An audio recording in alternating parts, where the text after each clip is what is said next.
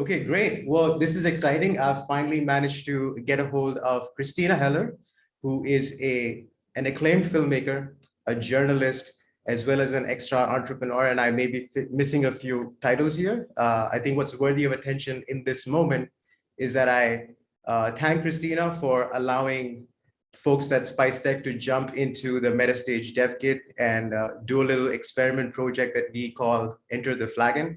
I don't think without that project, we would be here. And that project was a way for us to build a team and actually start dreaming and build the courage to take action on our dreams and enterprise. So cannot thank you enough, Christina, for all your support. And we're so glad that we're doing this interview with you today. Thanks for having me. Okay, so I think with that, like we discussed, Christina, I think there's so much to discuss as far as your background is concerned. I think I would like to, everybody knows about all the things you've done in the XR world, the VR AR industry, if you will. But I would like to take this interview to also highlight some of your contributions in the film industry. And I think the first project that comes to my mind right now is Libertopia. Libertopia is definitely a source of inspiration for the Feel the Flow film team. It's what we see in it is just a group of independent filmmakers just going for it. And I think I remember you telling me that it took about 4 years to like complete that journey. So tell us a little bit more about what was the inspiration behind making that film. Sure. So, I've been working in production my whole life, started in theater, and then in college I moved into radio production, and then learned video editing and video production skills in at my early 20s. And I became interested in nonfiction filmmaking, telling real stories, documentary work. And so at the beginning of my 20s, after putting in some time at a local TV station in New England, myself and my production partner at the time decided to start a small production company and start making short documentaries. And this was when Current TV was a thing. Current TV was a station started by Al Gore. It was kind of almost like a precursor to Vice before Vice. It was kind of a little ahead of its time. And the kind of thesis or the idea with Current TV was that people from around the world would make journalism pieces, short documentaries, and they would submit them and they would put them on air and also on the website. So I happened to be based in New Hampshire during the 2008 primary season, the presidential primaries. Interestingly, it's when Barack Obama ran for president the first time, and it was a very exciting primary season. And I happened to be based in New Hampshire, in Manchester at the time, which was a hotbed for the political primaries. So during this period of time, I made my partner Craig and I made a ton of short documentaries for Current TV about a range of topics relating to issues. And one of the things we sort of discovered during this time was this thing called the Free State Project, which was a libertarian sort of idea to move libertarians all to New Hampshire to create a critical mass of libertarians concentrated in a single state so that they could actually start to see some of their political ideas find traction in the two-party system. And, keeping in mind the kind of context of this time, this was about 2007. So this was before the Tea Party movement. This is before, sort of the modern day, like libertarian movement. At the time, to be honest, I hadn't even heard of libertarianism. I didn't know anything about it. So I met these people who had all picked up their lives and moved to New Hampshire from all over the world to try to make their political ideas around freedom a reality. And so we made a short film about it for Current TV.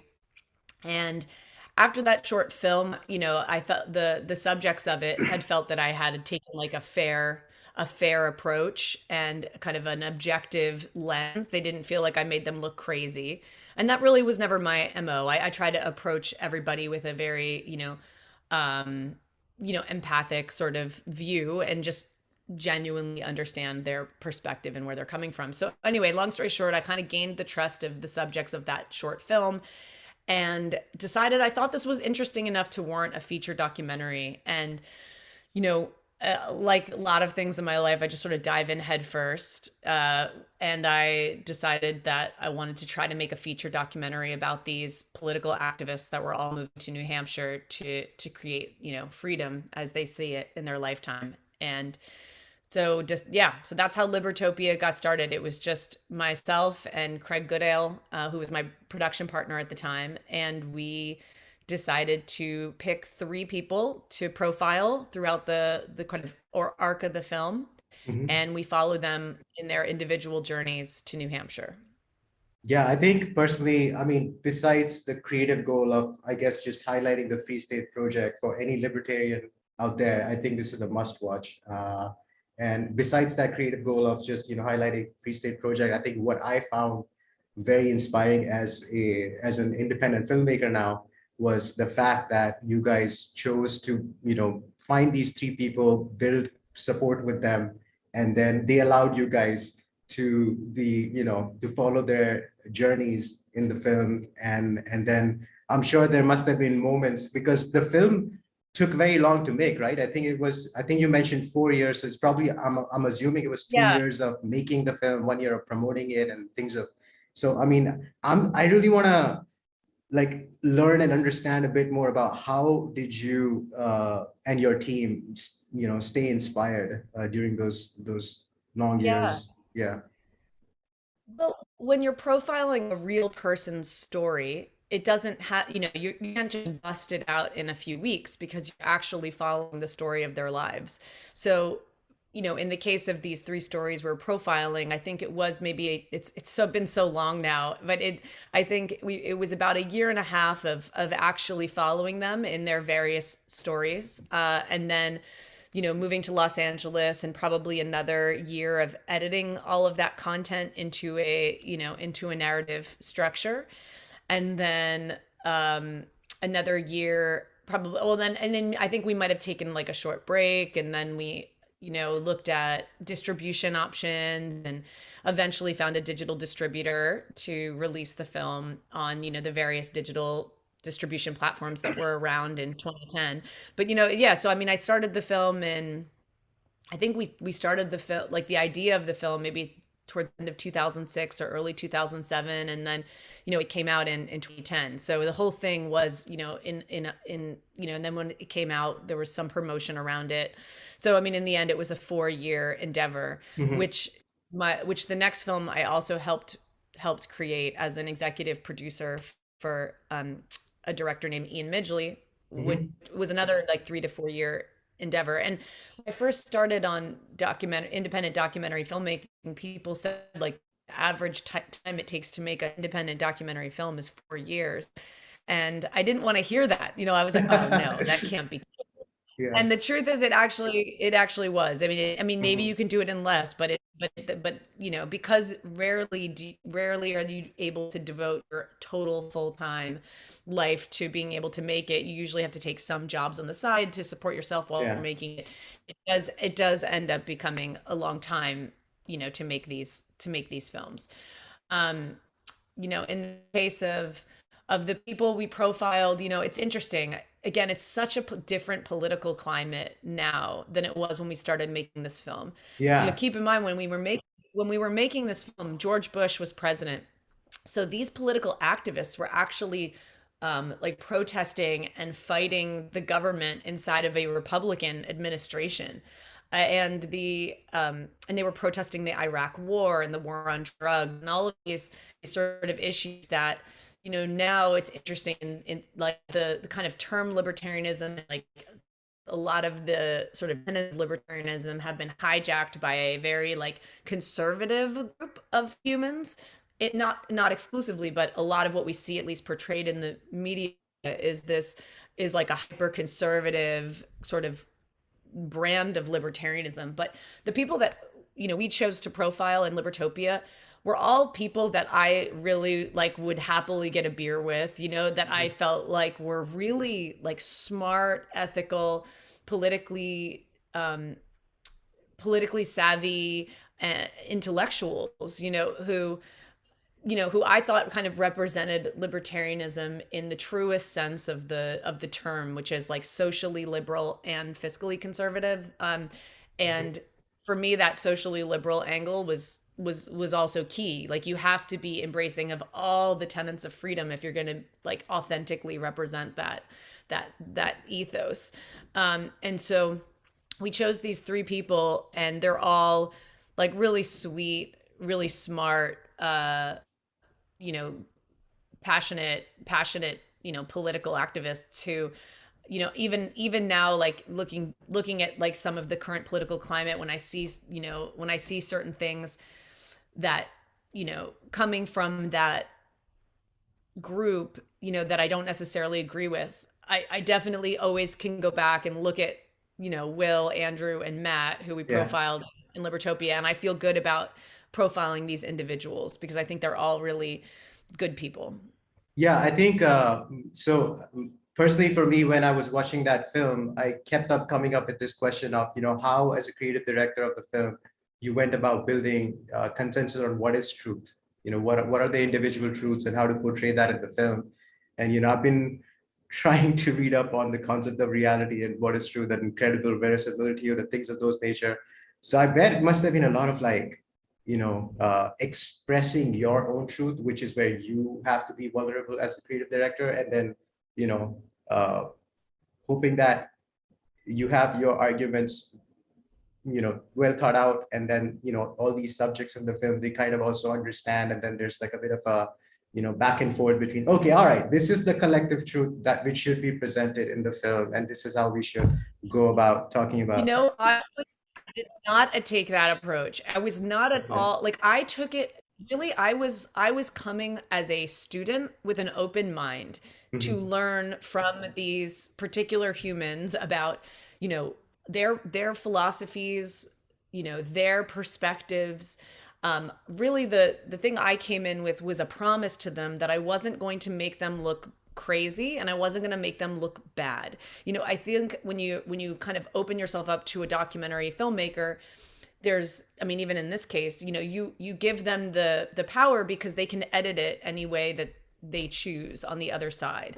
And you might, and some of the things that you say taken out of context or with a certain kind of music behind it or whatever can end up having a very different tone or feel than what you intended when you did the interview. And so that was sort of my promise to them, is that I wasn't going to make them look like villains or look really bad. I wanted to take like a very almost like PBS sort of style approach to the film. And then at that point, I just asked them a lot of questions and had them authentically sort of answer those questions. And then the goal, of course, in the editing room is to create some kind of a narrative story arc that feels satisfying to the viewer from a like traditional, you know, from a traditional narrative standpoint.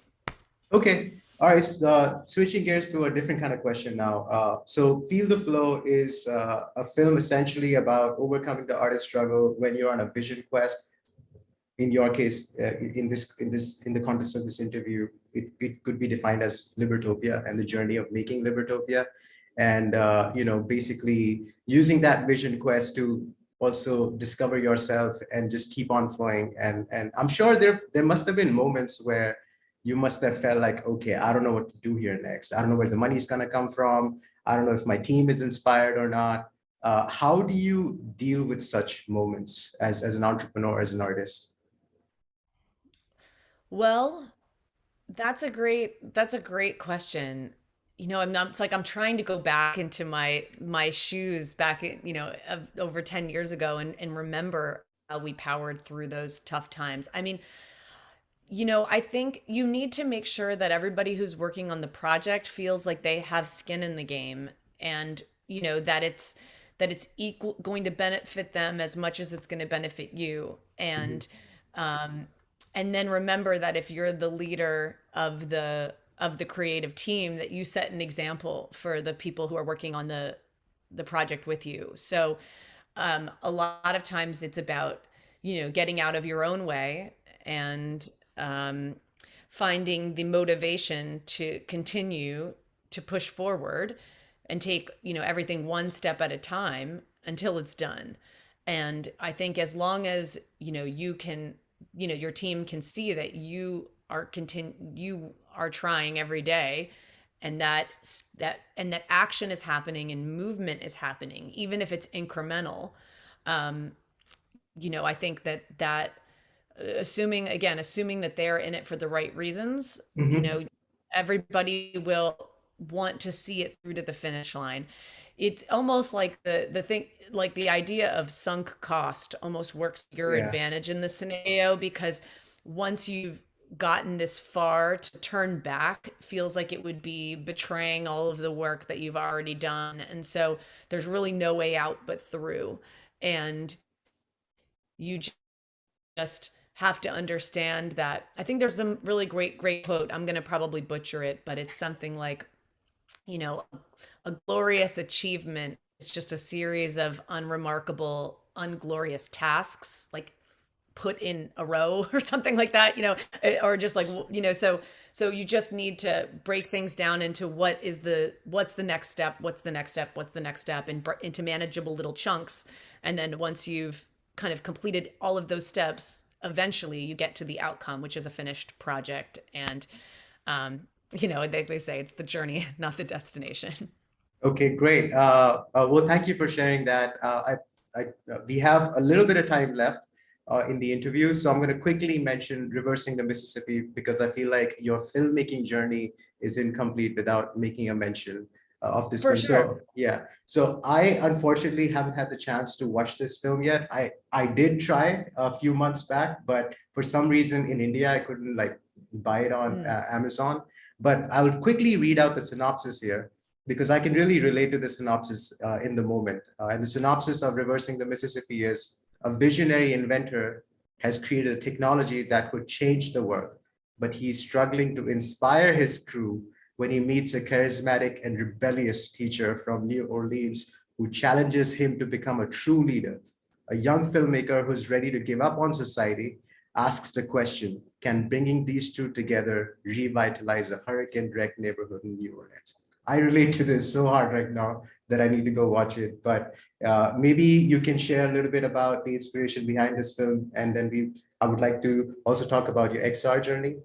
So please go ahead. Sure. I mean, and if we go a little long, it's okay. Okay. But so after Libertalia was finished, I was approached by a friend and colleague named Ian Midgley, who's the director of Reversing the Mississippi, to basically take a similar approach with his footage. He had been traveling the country for, I think it was a year, and filming. He was a wonderful cinematographer, and he'd been filming a lot of fascinating footage with people, and said, can we turn this into a film? And so I came on as the first producer of that project, and the goal was to take, I forget how many hours he had. It was an absurd amount. Like, I don't know if I want to say like 10,000 hours or whatever. I don't remember how much footage he Okay. had, but it was a lot of footage, and start to figure out how to craft a narrative from that. And we focused on two characters in that film, and one of them was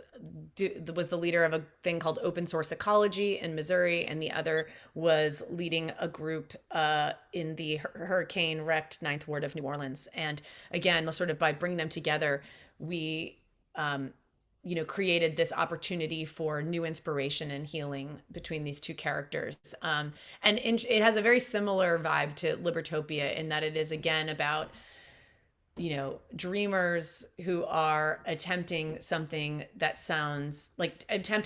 incredibly ambitious, something that seems crazy, in an effort to make their vision for society a reality.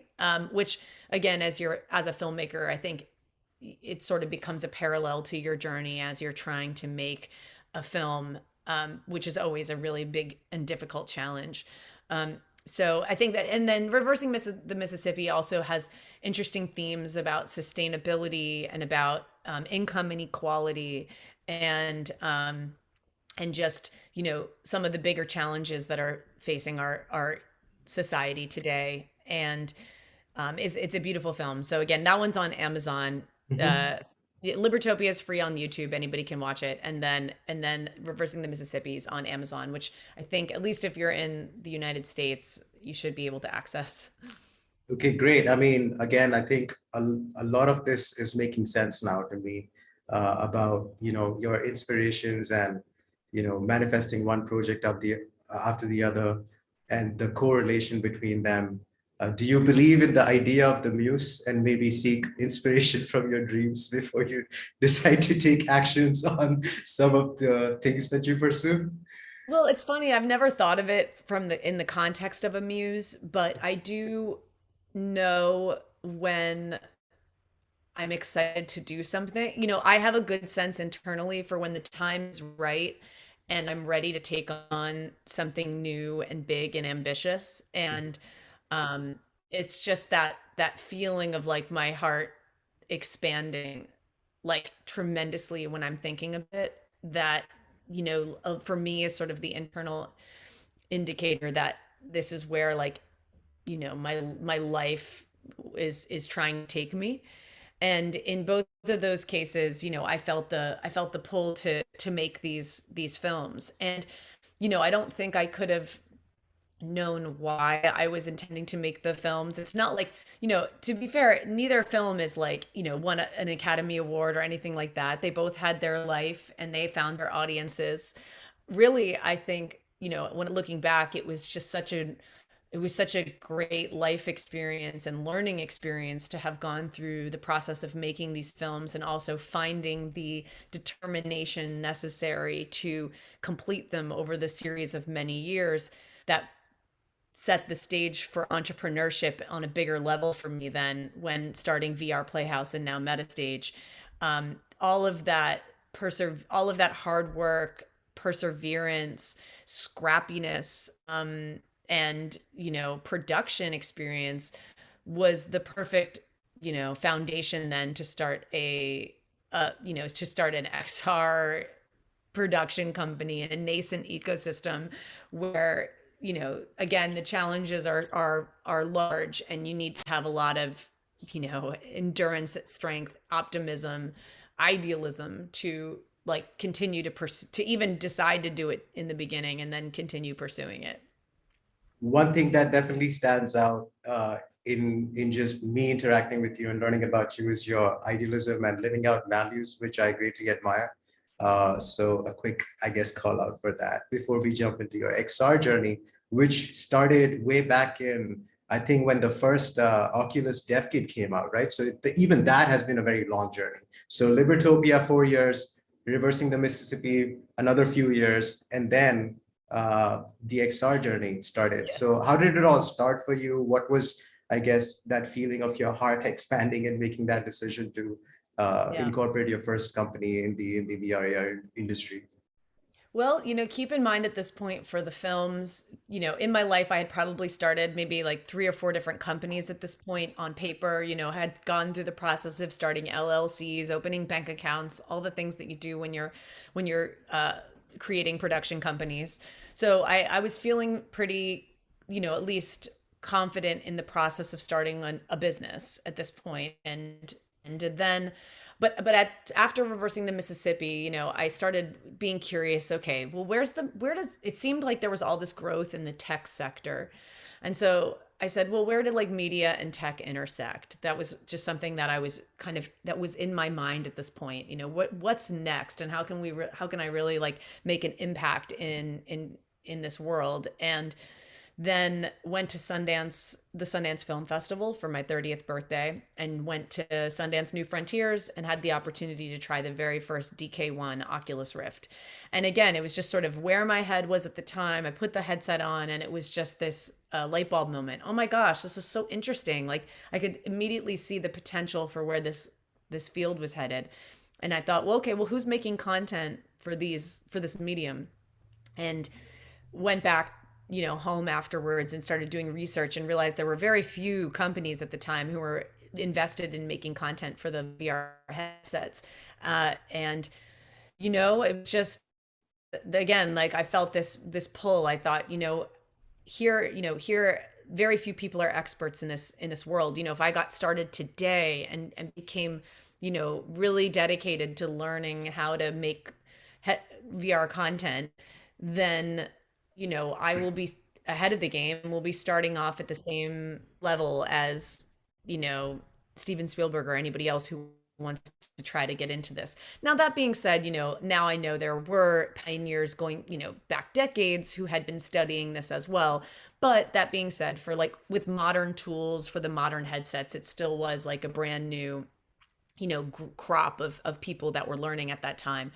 So, you know, uh, discussed at that point, I suggested to my partner at the time, Ian Forrester, and some of our creative colleagues like DJ Turner and Dylan Southern. I said, hey, what if we started a VR content company, and just attacked it with the same ethos that I had attacked my documentary films with, which is just taking it one step at a time, and constantly, like, when we did finally get our first, we learned how to make 360 videos. And when we finally got our first job with Red Bull to make some 360 video content, took the profits and just reinvested it into gear and into the studio. And we just did that over and over for 3 years, just constantly just trying to become better at VR filmmaking, and then eventually AR filmmaking as well. And, constantly learning new tools, investing in new equipment. I mean, it really, like, now it's funny because when I look back at Libertopia and Reversing the Mississippi, you probably think like, oh, what a Herculean effort. Oh, I can't imagine.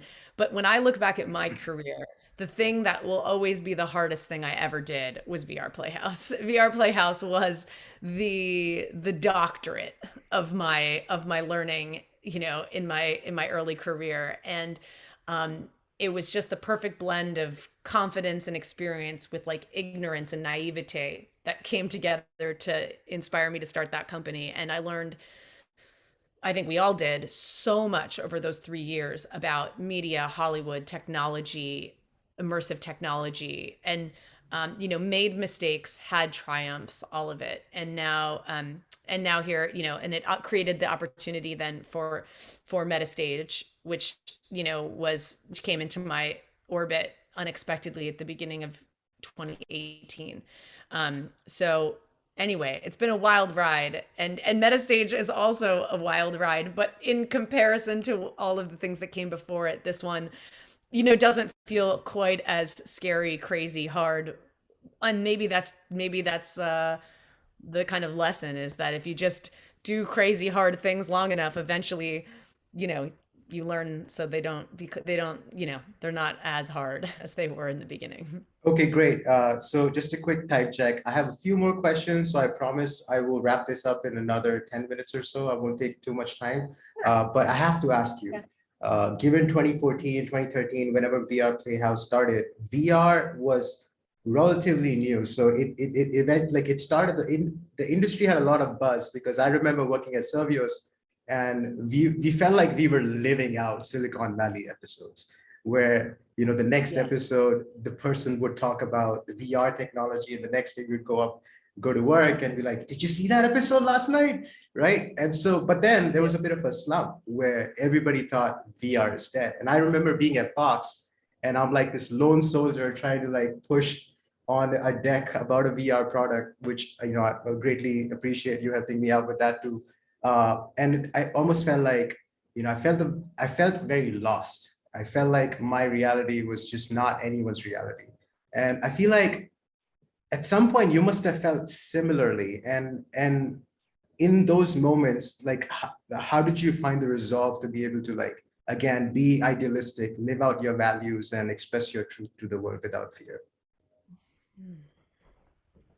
Well, I think the trough of disillusionment that everyone in the XR industry experienced around 2017 into 2018 was very real. A lot of companies didn't survive, and a lot of people moved on and left the XR industry and went to, either traditional media or moved on to crypto, which was also having a bit of a hype cycle during that period.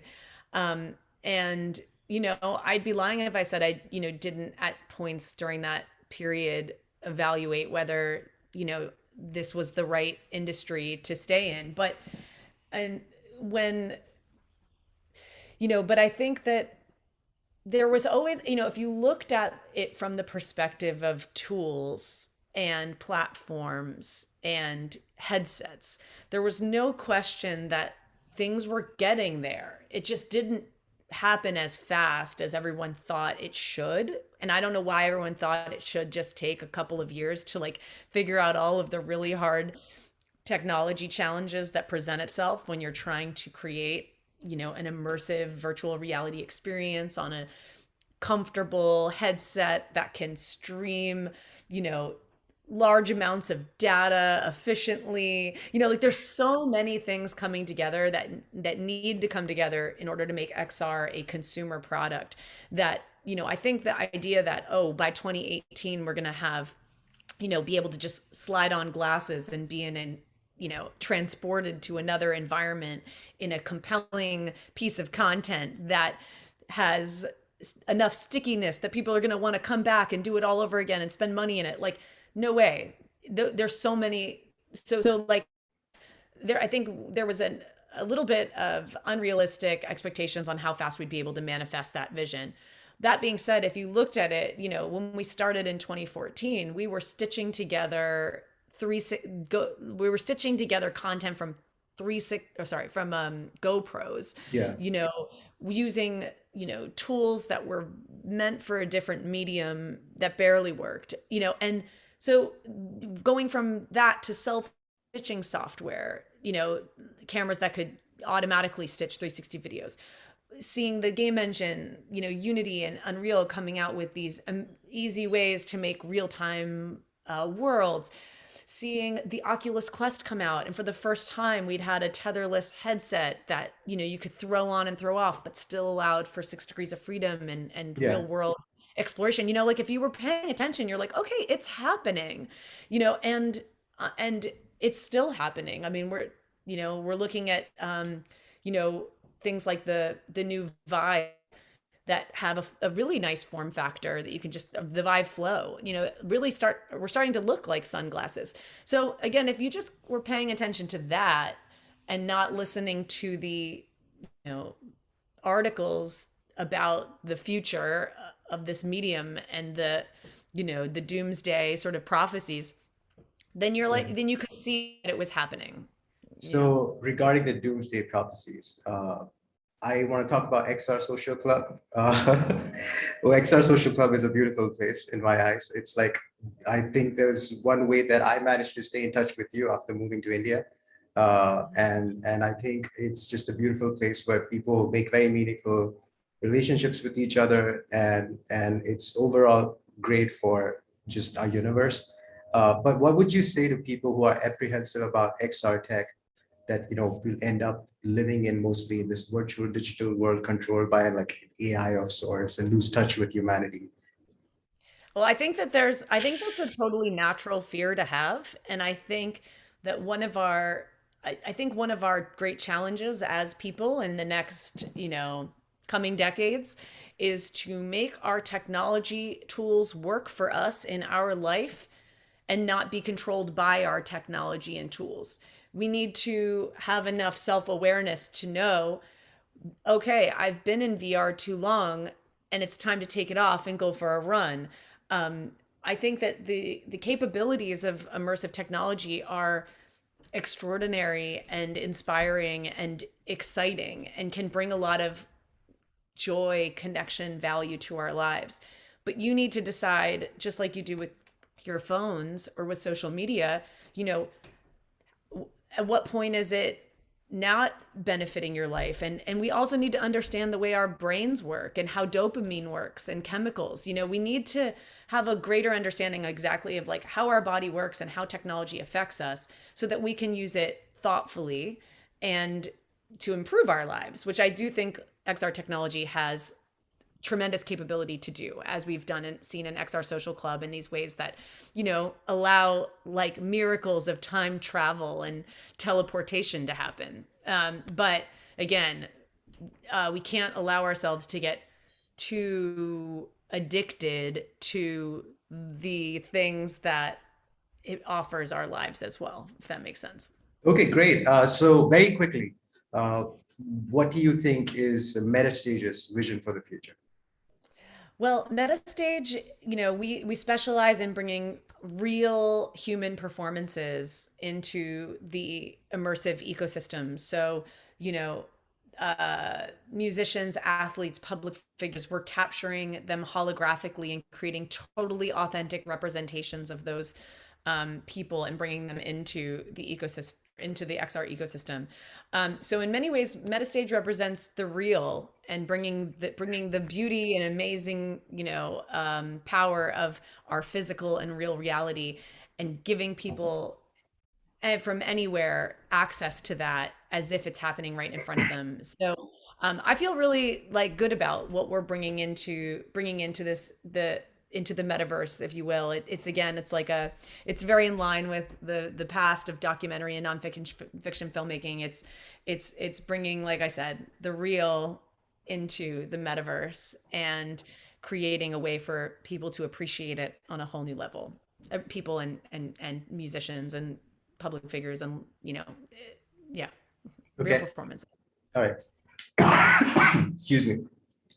So I love the Metastage vision, especially the fact that you guys are making holograms. I'm personally hopeful that there will be a future where these boundaries between people, these geopolitical hurdles that I personally feel are unnecessary because we're all one under the sunlight, like Bruce Lee talks about.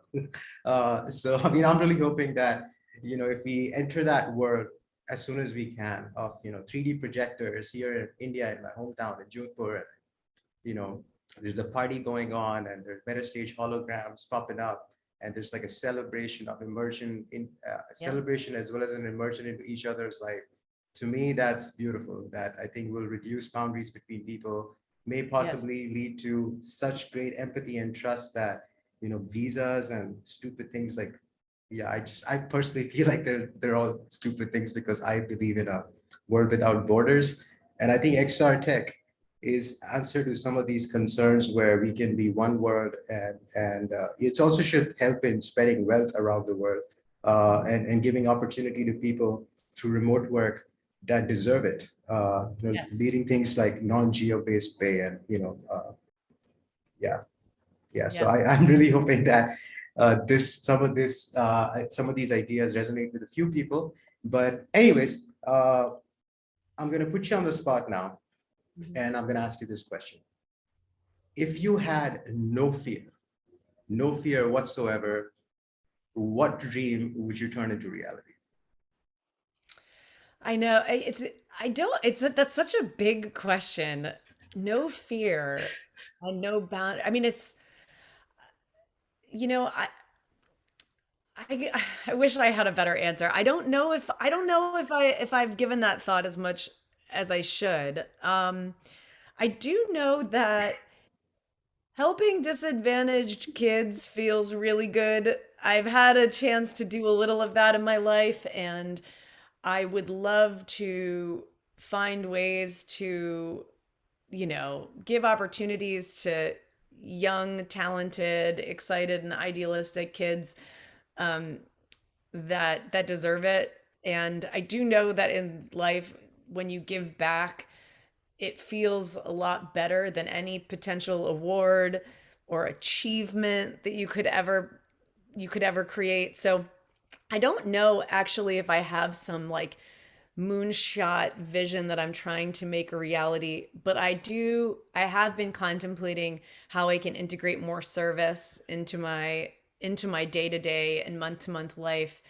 Um, because I do think that service is like the greatest, like can create the greatest like high, honestly, that a person can experience. So I don't have, I do think at least with Metastage, if we're talking about that, I would love to be able to do more educational pieces and capture more great public figures and their stories for like the immersive archive of the future. And so capturing the most interesting minds of our time and talents of our time. would be is something I hope we can do more of at Metastage. And then yeah, personally, I just want to figure out how we can kind of bridge some of this gap between the haves and have-nots of our society, and um, create opportunities, as you said, for more people to thrive in our world. Great. Well, that's a beautiful answer. So I think finally, I would request you to maybe share some reasons behind why did you decide to support this film team, and just if you could request people who are watching this film to get behind a crowdfunding campaign, I would greatly appreciate that. Yeah. Well, as someone who's attempted to do big, ambitious things, I always want to support people that have noble, big, ambitious goals. And the Feel the Flow team is definitely, that type of group. At the end of the day, you don't always invest in ideas, you invest in people.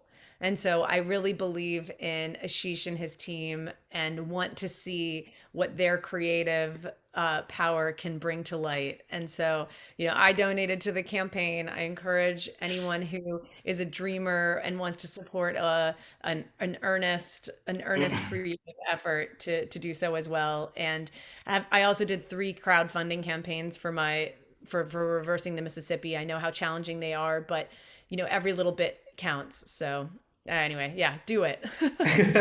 Well, thank you, Christina. I'm sorry to put you on the spot. We appreciate your gesture. I believe we'll raise enough money. I believe that we'll continue to receive support from people like yourself. And I think there's so many reasons for this film to get made, which are sometimes hard to articulate over online marketing and promotion. But hopefully people can see those reasons soon enough. And I believe that this film will give you an opportunity to visit India and spread the Metastage vision and make some more friends over here through your art and ideas. That'd be So, amazing. I would love that. okay, thank you so much for your time, Christina. And I'll stay in touch. I'll end this interview now and save the file. Okay, awesome. Thanks, Ashish. I'm gonna head out. It was great to chat with you. That was fun. Same here. Thank you. Bye.